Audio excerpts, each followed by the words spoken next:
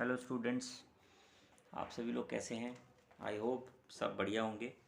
आज हम अपना एक नया टॉपिक पढ़ने जा रहे हैं। आप देख रहे हैं टॉपिक का नाम मैंने लिखा हुआ है दिस पॉइंटर।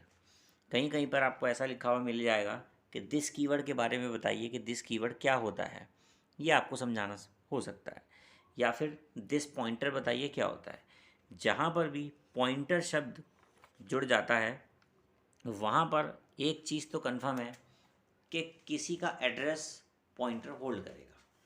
तो जैसा कि हम आज बात करने जा रहे हैं दिस पॉइंटर के बारे में, तो पहली लाइन में मैंने यहाँ पर लिखा हुआ है कि this pointer holds the address. देखिए मैंने अभी क्या कहा था कि पॉइंटर क्या करता है, एड्रेस होल्ड करता है, और यहाँ पर यही लिखा हुआ है this pointer hold the address of current object of the class. आप क्लास बहुत अच्छे से जानते हैं, क्लास क्या होती है। क्लास के जितने भी डेटा मेंबर और मेंबर मेथड होते हैं उनको एक्सेस करने के लिए हमें ऑब्जेक्ट की ज़रूरत होती है। एक क्लास के कितने ऑब्जेक्ट बनाए जा सकते हैं? एक क्लास के एक से ज़्यादा ऑब्जेक्ट बनाए जा सकते हैं। अब ध्यान देने वाली बात यहाँ पर यह है कि भाई आपने एक क्लास बनाई और उस क्लास के अंदर प्राइवेट एरिया में दो वेरिएबल डिक्लेयर करें, एक इंट ए और एक इंट बी। ठीक है, और आपने क्या किया, कुछ पब्लिक एरिया के अंदर मैथड्स डिक्लेयर कर दिए, एक से ज़्यादा या दो तीन जो भी। बट ऑब्जेक्ट जो हैं वो कितने बना सकते हैं एक क्लास के? एक क्लास के एक से ज़्यादा ऑब्जेक्ट बनाए जा सकते हैं। मान लीजिए कोई एक क्लास है ट्रिपल ए नाम की, तो आपने उसका एक H1 नाम का ऑब्जेक्ट बनाया। ठीक है, तो H1 के पास H1 के हिसाब से H1 को बेस मानकर क्लास के जो प्राइवेट एरिया में जो वेरिएबल हैं ए और बी, वो दोनों H1 के बेस पर मेमोरी एलोकेशन कर देते हैं। ऐसा ही आपने क्या किया, एक H2 नाम का ऑब्जेक्ट बनाया ट्रिपल ए क्लास का। तो ट्रिपल ए क्लास का जब आपने एक H2 नाम का ऑब्जेक्ट बनाया तो H2 के पास भी ब्लॉक बन गया ए और बी नाम का। अब बात ये हो रही है कि वेरिएबल जो हैं वो ए और बी दो ही डिक्लेयर हैं, और आप जैसे जैसे ऑब्जेक्ट को बनाते जा रहे हैं अपनी क्लास में उसी के हिसाब से आपके मेमोरी एलोकेशन होते जाते हैं। देखिए, ऑब्जेक्ट के साथ अलग अलग इंस्टेंस वेरिएबल की कॉपी तैयार हो जाती है। क्लास के जितने भी वेरिएबल्स होते हैं उनको इंस्टेंस वेरिएबल कहा जाता है। जितने ऑब्जेक्ट होंगे उतनी ही कॉपियाँ इंस्टेंस वेरिएबल की बनती जाएगी। बट जो हमारे पब्लिक एरिया में मेथड्स को डिफ़ाइन किया जाता है उन मेथड्स की कॉपी नहीं बनती ऑब्जेक्ट के साथ में। अब सपोज़ करिए कि कोई गेट ए नाम का फंक्शन है, गेट नाम का फंक्शन है, वो ए और बी को वैल्यू दे रहा है। मैंने उसको H1 के साथ कॉल करा लिया, तो अब ये जो H1 है, ऑब्जेक्ट जो आपका H1 है, इसका एड्रेस दिस पॉइंटर के थ्रू होल्ड कराया जाएगा। और जब H1 के साथ मैं गेट डेटा को कॉल करूँगा या उसके वेरिएबल्स की वैल्यू को डिस्प्ले कराने के लिए शो नाम का फंक्शन मैंने बना रखा था, अगर मैं उसको कॉल करूँगा तो दिस ऑब्जेक्ट की हेल्प से ऑटोमेटिकली ये बैकग्राउंड में चलती हैं चीज़ें C++ में, तो उसके थ्रू डेटा एक्सेस हो जाएगा। मान लीजिए आपने H1 के थ्रू ए में 5 और बी में 5 डाल रखा था। अब आपने H2 यूज़ कर लिया, उसमें आपने ए में 10 और बी में 10 डाल रखा था। तो इस बात का ये मतलब बिल्कुल नहीं है कि दोनों की दोनों वैल्यू आपस में फ्लक्चुएट होंगी या मर्ज करेंगी या कुछ होगा। वो H1 के लिए अलग काम करेंगी और H2 के लिए अलग काम करेगी। जब H1 के लिए काम कर रहे होंगे तो दिस पॉइंटर एड्रेस करेगा H1 का होल्ड, और जब आप H2 के लिए काम कर रहे होंगे ऑब्जेक्ट के लिए मतलब, तो वो दिस पॉइंटर H2 नाम के ऑब्जेक्ट को होल्ड करा लेगा। ये हमारे दिस पॉइंटर की सिंपल सी कहानी है। आइए अब हम पॉइंट्स पर नज़र डालते हैं। सबसे पहला पॉइंट मैंने आपको बता दिया कि this pointer hold the address of current object of the class. ठीक है, सेकंड है the this pointer is an implicit parameter. मैंने बताया था ना इम्प्लिसिट होता है, implicit parameter to all the member function. ठीक, थर्ड लाइन यहाँ पर है इनसाइड ए मेंबर फंक्शन, यानी कि मेंबर फंक्शन के अंदर आप दिस कीवर्ड को यूज़ करेंगे। ठीक है जी, inside a member function this may be used to refer to the invoking object. यही कहा गया है कि आप उसके अंदर यूज़ करेंगे और ऑब्जेक्ट उसी के बेस पर काम कर जाएगा। देन फोर्थ पॉइंट पर मैंने लिखा है in C++ this pointer is use to represent the address of an object, यानी कि ऑब्जेक्ट के एड्रेस को होल्ड करा रहा है इनसाइड ए मेंबर फंक्शन, और मेंबर फंक्शन के अंदर ये सारा का सारा काम वो करेगा।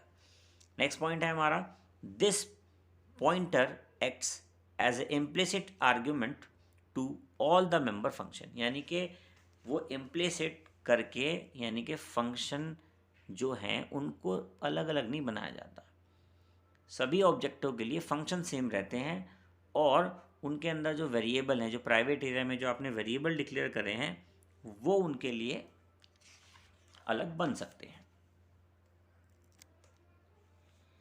इसके अंदर हम देखेंगे कुछ अलग तरीके से, थोड़ा सा हम इन 6 और 7 पॉइंट में हम यहाँ पर बात करेंगे। इन दोनों पॉइंट से आपको बहुत अच्छे से क्लियर हो जाएगा कि दिस पॉइंटर होता क्या है। वेन एवर, सबसे पहला पॉइंट हमने लिखा है 6 नंबर का point, when ever the name of instance variable, यानी कि इंस्टेंस वेरिएबल क्या होते हैं, सबसे पहले तो ये समझ लीजिए, अपने दिमाग में ये बैठा लीजिए, क्लास के अंदर जो आप प्राइवेट एरिया में वेरिएबल डिक्लेयर करते हैं, यानी कि क्लास के वेरिएबल इंस्टेंस वेरिएबल कहलाते हैं, ठीक है। एंड लोकल वेरिएबल, अब लोकल वेरिएबल क्या है, लोकल वेरिएबल वो हैं जो आप कंस्ट्रक्टर को कॉल करते समय वेरिएबल्स यूज़ करते हैं पैरामीटर के अंदर, या फिर आप कोई अलग से मेथड बनाते हैं और उसके अंदर आप जो है वेरिएबल्स पैरामीटर के थ्रू पास करने की कोशिश करते हैं, यानी कि पैरामीटर में यूज़ करते हैं, उनको ये क्या कह रहा है, लोकल वेरिएबल कह रहा है। ध्यान से सुनिएगा मैंने क्या कहा, whenever the name of instance variable and local variable both are same. कभी कभी ऐसा होता है कि जो हमारी क्लास के वेरिएबल हैं उनके नाम और जो हमारे लोकल वेरिएबल हैं और इंस्टेंस वेरिएबल दोनों के नाम सेम हो सकते हैं, both are same. If we initialise instance variable with help of local variable, हम लोग जनरली क्या करते हैं, लोकल वेरिएबल की हेल्प से इंस्टेंस वेरिएबल में वैल्यू डालने का काम करते हैं। Then our compiler totally confused that which one is local variable and which one is instance variable. Generally ऐसा होता है, तो हमारा जो कंपाइलर है वो टोटली कन्फ्यूज़ हो जाता है। कंपाइलर को ये समझ में नहीं आता कि भैया इसमें से लोकल वेरिएबल कौन से हैं और इंस्टेंस वेरिएबल कौन से हैं। तो इस तरीके का जो कन्फ्यूज़न है उसको दूर करने के लिए हम लोग यहाँ पे दिस कीवर्ड का इस्तेमाल करते हैं। नेक्स्ट पॉइंट में मैंने लिखा है, पॉइंट 7 नंबर है, to avoid this problem we should use this keyword. This क्या है, एक कीवर्ड है और एज अ ऑपरेटर और एज अ पॉइंटर हम इसको यूज़ करते हैं। चलिए एक छोटा सा मैंने एग्जांपल यहाँ लिया हुआ है, उसको देखते हैं। इसमें मैंने कहा कि एक इंटीजर टाइप के ए और बी नाम के दो वेरिएबल मैंने यहाँ पे डिक्लेयर कर लिए हैं, और सपोज़ करिए मेरी एक क्लास थी ABC नाम की, उसका एक मैंने यहाँ पे कंस्ट्रक्टर बना लिया, और कंस्ट्रक्टर के अंदर मैंने दो पैरामीटर पास कर दिए, इंट A, इंट B। अब जनरली हम लोग कंस्ट्रक्टर के अंदर क्या लिखने वाले थे, A बराबर A और B बराबर B, है ना। अब हमें ही समझ में नहीं आ रहा कि भैया A कौन सा और B कौन सा है। अभी जनरली होता क्या था, जो राइट साइड वाले A और B हैं वो हमारे जो कंस्ट्रक्टर में पास वाले वेरिएबल हैं वो होते थे, और जो लेफ्ट हैंड साइड वाले होते थे वो हमारी क्लास के इंस्टेंस वेरिएबल, यानी कि हमारी क्लास के वेरिएबल हुआ करते थे। तो क्लास के वेरिएबल को पहचानने के लिए हम यहाँ पे दिस कीवर्ड का इस्तेमाल करते हैं। कैसे करते हैं दिस कीवर्ड का इस्तेमाल, हमने कंस्ट्रक्टर के अंदर लिखा हुआ दिस, फिर उसके बाद एक एरो लगाते हैं, फिर ए लिखते हैं। ए क्या है, क्लास का, यानी कि इंस्टेंस वेरिएबल है, और उसके बाद बराबर करके हमने लोकल वेरिएबल को लिख दिया होता है। सेम ऐसे ही काम हमने इसके अंदर दोबारा किया, दिस लिखा, एरो लगाया, बी लिखा, इक्वल्स टू लगाया और फिर बी लिख दिया। इससे जिसके साथ दिस कीवर्ड जुड़ा हुआ है, यानी कि दिस के साथ एरो के साथ उसको आइडेंटिफाई कर रहे हैं, वो हमारी क्लास का वेरिएबल यानी कि इंस्टेंस वेरिएबल है, और जो बिना दिस कीवर्ड के यूज़ किया जा रहा है वो हमारी क्लास का लोकल वेरिएबल है। ठीक है, आई होप इस चीज़ को आप बड़े अच्छे से समझ गए होंगे। अब हम इसके कुछ प्रैक्टिकल करते हैं कुछ एग्ज़ाम में, क्योंकि हमें थ्योरी लिखने के साथ साथ हम लोगों को एग्जाम्पल देना भी बहुत ज़रूरी है। चलिए अब हम कंस्ट्रक्टर के थ्रू एक एग्जाम्पल चेक करते हैं इसका। चलिए एक प्रोग्राम देखते हैं। और इसमें देखते हैं कि हम लोगों ने दिस कीवर्ड का यूज़ कैसे किया है। सबसे पहले यहाँ पर आपको 2 हेडर फाइल लगानी पड़ेंगी, iostream.h और conio.h। उसके बाद आपने क्लास कीवर्ड से एक क्लास डिफाइन करी जिसका नाम आपने यहाँ पर रखा हुआ है AAA। एक हमने AAA नाम की क्लास बनाई, बॉडी शुरू किया। बाय डिफ़ॉल्ट क्लास का जो एरिया होता है वो प्राइवेट होता है, आप लिखें चाहे ना लिखें, बाय डिफ़ॉल्ट प्राइवेट होता है। आपने यहाँ पे क्या किया है कि इंटीजर ए और बी नाम के यहाँ पर आपने 2 वेरिएबल डिक्लेयर कर दिए। ये जो ए और बी नाम के 2 वेरिएबल हैं, यही आपकी क्लास के इंस्टेंस वेरिएबल हैं। ठीक है, एक बार बार वर्ड यूज़ कर रहे हैं हम लोग, इंस्टेंस, ये इनके लिए यूज़ कर रहे हैं। देन उसके बाद हमने यहाँ पे क्या किया, पब्लिक एरिया डिफाइन किया, 2 कॉलन लगा दिए। उसके बाद पब्लिक एरिया में हम लोगों ने डिफाइन किया, एक कंस्ट्रक्टर बनाया। कंस्ट्रक्टर कैसा है हमारा, पैरामीटराइज्ड कंस्ट्रक्टर है हमारा ये। हमने यहाँ पे int a comma int b 2 local variable यानी कि 2 पैरामीटर्स के अंदर पास कर दिए। देखिए मैंने आपको भी इससे पहले बताया था कि क्लास के इंस्टेंस वेरिएबल कौन से हैं, ए और बी हैं, और लोकल वेरिएबल कंस्ट्रक्टर में जो हमने यूज़ करें वो कौन से हैं, वो भी इंट ए और इंट बी हैं। तो हमारा कंपाइलर यहाँ पर कंफ्यूज हो जाता है या हो सकता है, तो उससे बचने के लिए हमें यहाँ पर क्या करना पड़ेगा, कंस्ट्रक्टर के अंदर हमने क्या किया, बॉडी शुरू करी, हमने लिखा दिस, फिर हमने एक एरो बनाया। ठीक है, उसके बाद हमने लिखा ए इक्वल टू ए। तो ये जो दिस एरो बनाया और ए लिखा, ये वाला जो ए है जो दिस के साथ लिखा हुआ है, ये तो हमारी क्लास का इंस्टेंस वेरिएबल है, और ये जो बराबर करके हमने राइट हैंड साइड में ए लिखा हुआ है, ये हमारी कंस्ट्रक्टर का लोकल वेरिएबल है। ठीक है जी, सेम ऐसे ही हमने लेफ्ट हैंड साइड पे दिस, फिर एरो लगा रखा है, फिर हमने लिखा हुआ है बी, और इक्वल टू लगा के राइट हैंड साइड पे लिखा है बी। ठीक है, तो दिस के साथ जो बी लेफ्ट हैंड साइड पे लिखा है वो हमारी क्लास का इंस्टेंस वेरिएबल है, और जो हमने राइट हैंड साइड में लिखा हुआ है वो हमारे कंस्ट्रक्टर का लोकल वेरिएबल है। जैसा कि आप जानते हैं कि लोकल वेरिएबल की जो वैल्यू, मतलब लोकल वेरिएबल का जो स्कोप होता है वो उसकी बॉडी तक ही होता है। ठीक है, तो यहाँ पर वो ए और बी की वैल्यू में इंस्टेंस वेरिएबल में वैल्यू डाल देगा। देन उसके बाद हमने क्या किया, वॉइड शो किया, और एक सी आउट करके हमने ए की वैल्यू और बी की वैल्यू को यहाँ पे डिस्प्ले करा दिया। बीच में हमने सिलेक्शन डाल दिया जिससे कि कर्सर हमारा जो है वो नेक्स्ट लाइन में पहुँच जाए। देन हमने शो नाम के फंक्शन को क्लोज कर दिया। उसके बाद हमने अपनी क्लास को हमने यहाँ पे क्लोज कर दिया। देन हम अपने मेन मेथड में पहुँचे। मेन मेथड में हमने क्या किया, बॉडी शुरू करी, फिर हमने क्लास का ऑब्जेक्ट बनाया। जैसा कि आप जानते हैं क्लास का ऑब्जेक्ट बनाने के लिए सबसे पहले क्लास का नाम लिखते हैं। हमने अपनी क्लास का नाम लिखा यहाँ पे AAA। देन उसके बाद हमने यहाँ पर स्पेस दिया। स्पेस देने के बाद हमने यहाँ पर लिखा H1। H1 क्या है, H1 एक ऑब्जेक्ट है। इस तरीके से आप अपना ऑब्जेक्ट बनाते हैं। आप देख रहे हैं ऑब्जेक्ट के बाद मैंने ब्रैकेट शुरू किया, 10 वैल्यू डाली, कॉमा लगाया, 20 वैल्यू डाली, ब्रैकेट बंद किया, एंड ऑफ लाइन लगा दिया। क्योंकि हमने यहाँ पर एक पैरामीटराइज्ड कंस्ट्रक्टर बना रखा है, तो जिस समय हमने अपना ऑब्जेक्ट बनाया उसी समय हमें यहाँ पे 2 पैरामीटर पास करने पड़े। क्योंकि कंस्ट्रक्टर कब कॉल होता है, कंस्ट्रक्टर जब कॉल होता है जब आपका ऑब्जेक्ट बनता हो, यानी कि जब आप अपने ऑब्जेक्ट को क्रिएट करते हैं तभी आपका कंस्ट्रक्टर ऑटोमेटिकली कॉल हो जाता है। तो आपने क्या किया, उसके अंदर 2 पैरामीटर पास कर दिए, 10 और 20। जो 10 वैल्यू है वो कंस्ट्रक्टर के लोकल वेरिएबल ए में पहुंची, और जो 20 वैल्यू है वो कंस्ट्रक्टर वेरिएबल के लोकल में बी में पहुंची।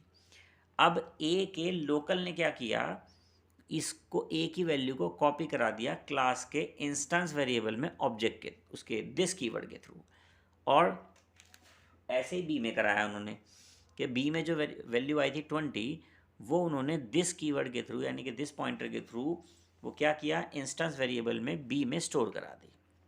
यही हम यहाँ पर कराना चाह रहे थे। देन उसके बाद हमने क्या किया, अपनी आउटपुट स्क्रीन को क्लियर किया, जिससे कि आउटपुट स्क्रीन पर कोई भी पुराना आउटपुट पड़ा हो तो वो वहाँ पर जा कर के क्लियर हो जाए। फिर हमने क्या किया, H1 डॉट शो किया। H1 डॉट शो करने के बाद हमारा जो ऑब्जेक्ट है, ऑब्जेक्ट के थ्रू हमने जो फंक्शन कॉल किया है वो क्लास के अंदर पब्लिक एरिया में पहुंचेगा। पब्लिक एरिया में जाने के बाद उसने वहाँ पे क्या किया, वॉइड शो नाम के फंक्शन को कॉल करा दिया। फिर आपने देखा उसके अंदर एक सी आउट स्टेटमेंट दिया और वहाँ पे ए की वैल्यू प्रिंट करी। उसने ए प्रिंट कर दिया। ए प्रिंट करने के बाद उसने रीड करा स्लैशन, तो आपका कर्सर जो है वो नेक्स्ट लाइन में आगे चला गया। देन उसके बाद बी की वैल्यू डिस्प्ले कर दी उसने यहाँ पे 20, और उसके बाद पूरे शो नाम के फंक्शन को एग्जीक्यूट करके बॉडी क्लोज करके आपका प्रोग्राम मेन मेथड में वापस चला जाएगा, कंट्रोल आपका मेन मेथड में आ गया। देन उसके बाद आपने वहाँ पर गेट सी एच पढ़ा, इसका मतलब आपने सिंगल कैरेक्टर को वहाँ पर रीड कराया, रीड कराने के बाद आपका पूरा प्रोग्राम एग्जीक्यूट हो गया और देन आपका फाइनल आउटपुट आ गया। आउटपुट की तरफ नज़र डालते हैं। आउटपुट में आपने देखा सिंपल लिखा हुआ दिखाई देगा, क्योंकि एक ही सी आउट स्टेटमेंट का यहाँ पर यूज़ किया गया है। तो आउटपुट आपका क्या दिखाई देगा 10, और उसके नीचे वाली लाइन में आपको आउटपुट दिखाई देगा 20। ठीक है, इस तरीके से प्रॉपर आउटपुट आएगा। इस प्रोग्राम को आप चला कर देखिए और इसमें किस तरीके से हम अपने दिस पॉइंटर का इस्तेमाल करते हैं। हमने इसमें क्या किया है, दिस पॉइंटर का जो हमने इसके अंदर यूज़ किया है वो कंस्ट्रक्टर की हेल्प से किया है। अब हम नेक्स्ट प्रोग्राम में देखते हैं कि हम कंस्ट्रक्टर का भी अगर हम यूज़ ना करें, अगर हम किसी मेथड्स का यूज़ कर लें और मेथड का, और उसके अंदर हम दिस कीवर्ड कैसे यूज़ करते हैं, आइए देखते हैं। चलिए फ्रेंड्स, चलिए स्टूडेंट्स, अब हम एक नया प्रोग्राम देख रहे हैं, वो भी दिस पॉइंटर का ही। इसमें हम लोग क्या कर रहे हैं, इसमें हम लोगों ने वो नहीं बनाया कंस्ट्रक्टर, इसमें हमने कंस्ट्रक्टर की जगह इस बार क्या यूज़ कर लिया, हमने इस बार एक मेथड यूज़ कर लिया। चलिए देखते हैं कैसे। सबसे पहले आपने यहाँ पे क्या किया, 2 हेडर फाइल लगाई। 2 हेडर फाइल लगाने के बाद आपने क्लास बनाई। क्लास का नाम हमने इस बार क्या रखा हुआ है, ABC नाम की हमने यहाँ पे क्लास रखी हुई है। उसके बाद हमने क्या किया, एक बॉडी शुरू करी क्लास की। बॉडी शुरू करने के बाद प्राइवेट एरिया में हमने यहाँ पे इंट x नाम का एक वेरिएबल यहाँ पे ले लिया। फिर हमने यहाँ पे क्या किया, पब्लिक एरिया बनाया। पब्लिक एरिया में हमने लिखा void set नाम का एक फंक्शन बनाया, जिसकी रिटर्न टाइप क्या है, void है। ब्रैकेट शुरू किया हमने यहाँ पे इंट a। अब आप देख रहे होंगे कि भाई ये लोकल वेरिएबल है इंट a, और जो वो x है वो एक क्लास का इंस्टेंस वेरिएबल है, पर उसके नाम दोनों के अलग अलग हैं। ऐसा भी पॉसिबल है, ऐसा हो सकता है, इसलिए मैंने इसमें ये किया है। देन उसके बाद बॉडी शुरू करी। बट हम क्या कर रहे हैं, हम लोग यहाँ पे दिस कीवर्ड के थ्रू ही वैल्यू पहुँचाना चाहते हैं। तो हम यहाँ पे क्या लिखेंगे, दिस एरो लगाएंगे, x लिखेंगे और इक्वल्स टू a लिख देंगे। तो इस तरीके से हमने यहाँ पे दिस पॉइंटर को यूज़ कर लिया और इंस्टेंस वेरिएबल में हमने अपनी वैल्यू को यहाँ पर स्टोर करवा दिया। देन हमने यहाँ पे इसकी बॉडी बंद कर दी। फिर उसके बाद हमने एक रिटर्न टाइप void लिखी, एक फंक्शन बनाया डिस्प्ले नाम का, और उसके अंदर हमने बॉडी दी। बॉडी के अंदर हमने यहाँ पे क्या लिखा, सी आउट में एक मैसेज डाल दिया, the value of x equals to inverted comma लगा दिया। फिर हमने वहाँ पे x की वैल्यू को डिस्प्ले करा दिया। फिर हमने फंक्शन की बॉडी बंद करी और उसके बाद हमने अपनी क्लास की बॉडी को यहाँ पर क्लोज कर दिया। देन उसके बाद हम मेन मेथड पे चलते हैं। मेन मेथड पे हम पहुँचे, हमने यहाँ पे मेन मेथड बनाया void मेन, बॉडी शुरू करी। जैसा कि किसी भी क्लास के मेथड्स वगैरह को यूज़ करने के लिए हम लोगों को ऑब्जेक्ट की ज़रूरत होती है।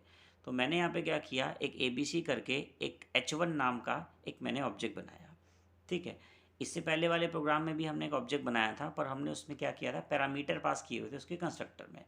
तो अभी हमने यहाँ पे क्या किया हुआ है, यहाँ पे हमने डिफ़ॉल्ट कंस्ट्रक्टर के लिए वैल्यू डाल दिया है। क्या होता है, कंस्ट्रक्टर अगर आप बनाएं चाहे ना बनाएं, वो डिफ़ॉल्ट कंस्ट्रक्टर हमारे प्रोग्राम में रहता है।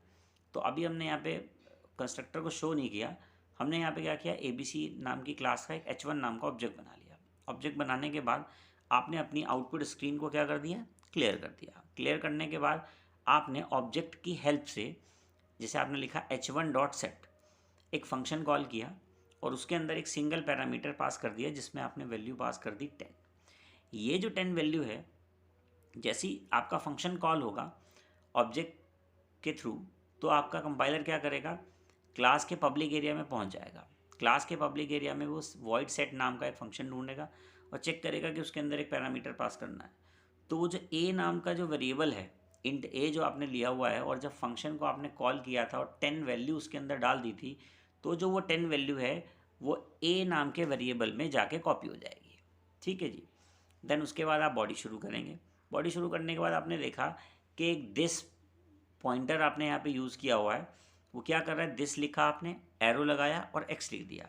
इससे इसको पता चल गया कंपाइलर को कि ये क्या है, ये क्लास का इंस्टेंस वेरिएबल है, और इक्वल टू a लगाया। और a क्या है हमारा, ये हमारा इस मेथड का लोकल वेरिएबल है। तो इस लोकल वेरिएबल की जो वैल्यू है वो हमने कहाँ पर पहुँचा दी, वो हमने x में पहुँचा दी इसकी वैल्यू। फिर हमने उसकी बॉडी बंद कर दी। फिर हमारा कंपाइलर जो है मेन मेथड में वापस आ गया। अब उसके बाद उसने क्या किया, उसने अपनी नेक्स्ट लाइन को एग्जीक्यूट करा। उसने देखा कि नेक्स्ट लाइन में क्या लिखा हुआ है, h1.display। h1.display पे पहुंचा। डिस्प्ले पे पहुंचते ही वो फिर से अपनी क्लास के अंदर पब्लिक एरिया में पहुंचा। पब्लिक एरिया में जाने के बाद उसने फिर से void display नाम के फंक्शन को कॉल किया। उसने देखा वहाँ पर सी आउट करके एक मैसेज दिया हुआ है, the value of x equals to, x की क्या वैल्यू थी, क्योंकि हमारे सेट नाम के फंक्शन के थ्रू एक्स में यानी कि क्लास के इंस्टेंस वेरिएबल में सेट फंक्शन के थ्रू पैरामीटर के थ्रू वैल्यू पास करी गई थी 10। अब जो 10 वैल्यू पास करी गई थी वो इंस्टेंस वेरिएबल में एक्स में जाके स्टोर हो गई थी। अब आपने जब डिस्प्ले नाम का फंक्शन कॉल किया, उसके अंदर जो मैसेज आपने वहाँ पे डाला, तो एक्स की वैल्यू वहाँ पर क्या डिस्प्ले हो गई, 10 डिस्प्ले हो गई आपकी वैल्यू। देन आपका कंस्ट्रक्ट आपकी मैथड यहाँ पे बंद हो गई। फिर आपका कंपाइलर जो है मेन मैथड में वापस पहुँच गया। देन उसके बाद आपने कहा आगे बढ़ा आपका कंस्ट्रक्टर, वो आपका कंपाइलर आगे बढ़ा, आपने देखा वहाँ पर कोई लाइन एग्जीक्यूट नहीं है। देन उसके बाद आपने देखा जी गेट सी एच लिखा हुआ है, उसने वहाँ पे सिंगल कैरेक्टर को रीड किया और स्क्रीन को होल्ड करा लिया। देन आपने कोई कीवर्ड प्रेस कर दिया, कोई की प्रेस कर दी कीबोर्ड से, और आपका कंपाइलर आपके प्रोग्राम को एग्जीक्यूट करके बाहर आ गया। आउटपुट की तरफ अगर आप नज़र डालें तो यहाँ पे एक मैसेज आएगा आउटपुट स्क्रीन पर, सिंपल एक मैसेज, क्योंकि एक सी आउट ही आपने यहाँ पे यूज़ किया हुआ है। तो यहाँ पर लिखा हुआ मिलेगा the value of x equals to 10। जो भी आप सेट नाम के फंक्शन में जो भी वैल्यू आप यहाँ पर पास करेंगे वही वैल्यू यहाँ पर जा कर के डिस्प्ले हो जाएगी। अब मेन बात यह आती है कि जैसे मैंने अपनी क्लास के अंदर एक ऑब्जेक्ट बनाया है, अगर मैं चाहूँ कि मैं एक से ज़्यादा ऑब्जेक्ट बना लूँ, मान लीजिए मैंने एक S2 नाम का एक और ऑब्जेक्ट बना लिया और अब इस प्रोग्राम में मैंने थोड़ा सा चेंज कर दिया। मैंने कहा जी h1 dot set equals to 10, वो पैरामीटर में 10, और h1 डॉट डिस्प्ले ना लिख करके मैंने लिख दिया h2 डॉट डिस्प्ले, तो क्या होगा, गार्बेज वैल्यू डिस्प्ले होगी। बट हाँ, अगर मैंने लिखा h1 डॉट सेट ब्रैकेट के अंदर 10 और h2 डॉट सेट ब्रैकेट के अंदर 5, और उसके बाद मैंने लिखा h1 डॉट डिस्प्ले तो 10 वैल्यू डिस्प्ले होगी, और मैंने लिखा h2 डॉट डिस्प्ले तो 5 वैल्यू डिस्प्ले होगी। यानी कि जो आपने सेट में 10 डाली थी h1 के लिए और सेट में आपने 5 डाली थी h2 के लिए, तो 10 और 5 दोनों ही वैल्यू प्रॉपर तरीके से डिस्प्ले हो जाएंगी। उसका रीज़न ये है कि जब आप अपने ऑब्जेक्ट के थ्रू कॉल करते हो और अपने इंस्टेंस वेरिएबल में वैल्यू डालते हो, तो ये जो दिस कीवर्ड है ये क्या काम करता है, ये आपका जो ऑब्जेक्ट है, जैसे h1 है, आपने h1 यूज़ कर रहे हैं, यानी कि करंट ऑब्जेक्ट फिलहाल अभी h1 है, तो इसका एड्रेस दिस पॉइंटर में चला जाता है, ठीक है। और जब आप h2 को कॉल करते हो, मतलब h2 के थ्रू काम करते हो, तो उसमें क्या होता है, उसमें आपका h2 वाले का ऑब्जेक्ट का जो एड्रेस है वो दिस पॉइंटर के अंदर चला जाता है। तो इस तरीके से आपकी एग्जैक्ट वैल्यू वहाँ पर प्रॉपर तरीके से डिस्प्ले हो जाती है, ठीक है। आई होप आप सब चीज़ें समझ गए होंगे, ठीक है। थोड़ा सा कॉम्प्लिकेटेड है, बट एग्ज़ाम के पॉइंट ऑफ व्यू से बहुत इंपॉर्टेंट है। जो मैंने आपको इस वीडियो में लिखवाया वो सब कुछ आप अपने एग्ज़ाम में लिख दीजिएगा। इन दोनों जो प्रोग्राम मैंने यहाँ पे आज कराए, इन दोनों प्रोग्राम का बहुत अच्छे से करके देख लीजिएगा, ठीक है। आज के लिए हम अपनी वीडियो में इतना ही रखते हैं, आगे फर्दर कंटिन्यू करेंगे। Thank you.